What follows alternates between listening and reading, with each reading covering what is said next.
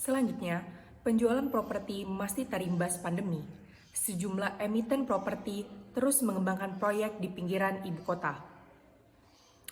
Penjualan properti masih terkontraksi karena pandemi COVID-19. Hal ini tercermin dari hasil survei harga properti residensial Bank Indonesia yang memperlihatkan penjualan properti residensial terkontraksi 11,60% year on year pada kuartal 4 2021, tapi lebih rendah dari kontraksi 15,19% year on year pada triwulan sebelumnya. Di sisi lain, harga di pasar premier secara tahunan meningkat pada kuartal 4 2021. Harga properti yang tercermin dari indeks harga properti residensial IHPR pada kuartal 4 2021 tercatat naik 1,47%, year on year lebih tinggi dari kuartal sebelumnya sebesar 1,41%. Meski demikian, pertumbuhan harga properti cenderung melambat di kuartal 1 2022 dengan proyeksi IHPR hanya naik sebesar 1,29%. CEO dan founder Indonesia Property Watch, Ali Trangganda menilai, lonjakan kasus positif COVID-19 varian Omicron berpotensi mengusik tren harga properti di kuartal pertama tahun ini. Tren perubahan sedang tumbuh meskipun varian Omicron memang menjadi salah satu yang bisa mengganggu, ungkap dia kepada Kontan, Kamis 17 Februari. Ali bilang peningkatan kasus varian Omicron menghambat mobilitas masyarakat untuk membeli properti. Alhasil, banyak orang saat ini memutuskan menunda rencana membeli aset properti lantaran khawatir dengan potensi penularan virus tersebut.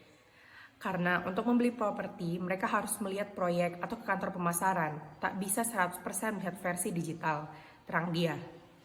Daya beli masyarakat sebenarnya tidak hilang. Menurut Ali, mereka masih ingin membeli properti, hanya saja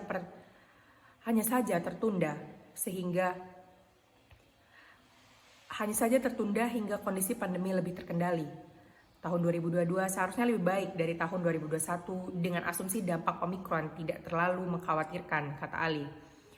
Ia menyebutkan primadona properti tahun ini tetap dipegang oleh hunian rumah.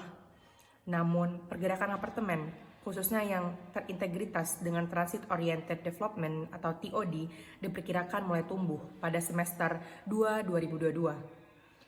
Sementara PT Metropolitan Land Tbk atau Medland (MTLA) masih melirik adanya peluang bagus dari wilayah penyangga ibu kota. Untuk itu, MTLA gencar mengembangkan proyek hunian di sekitar Jakarta. Medland memiliki sejumlah proyek di pinggiran Jakarta, misalnya proyek perumahan di Bekasi atau Medland Tambun, Bekasi dan Medland Cibitung, Cibubur Medland Transyogi Cibubur dan Medland Cilengsi, dan Tangerang Medland Puri dan Tangerang Cyber City dan Medland Cyber City. Untuk memiliki rumah di tengah kota harus membeli dengan harga tidak murah, sehingga solusinya masyarakat memilih area pinggiran ibu kota yang punya aksesibilitas bagus, ujar Direktur MTLA Olivia Surojo kemarin. PT Agung Podomoro Land Tbk atau APLN berupaya menggenjot proyek-proyek unggulan mereka. Marketing Direktur APLN Agung Wirajaya menjelaskan salah satu proyek unggulan di Bogor, Jawa Barat yakni Kota Podomoro Tenjo yang meluncur saat puncak pandemi pertengahan 2020.